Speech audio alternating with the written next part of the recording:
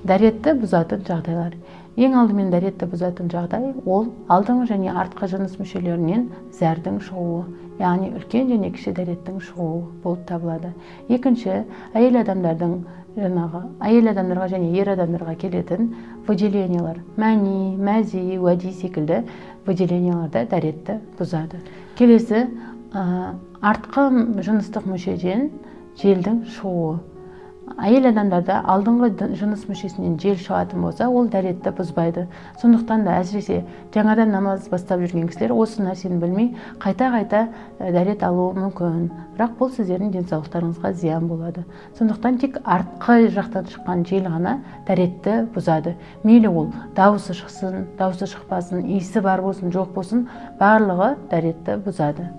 Келесі, ауыз және мұрыннан, сондай-ақ дене мүшелерден қанның ағуы. Кез келген мөлшердегі, яғни қан ақса, онда ол дәретті бұзады. Келесі, естен тану, мас болу, немесе жын ұру секілді, сондай-ақ комаға түсіп қалуда да дәрет бұзылады.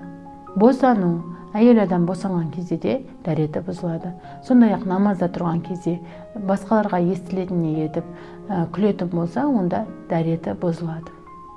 Ерлі зайыптылардың жыныс мүшелері бір-біріне тисе, яғни жалаңаш күйде тисе, ол да дәретті бұзады.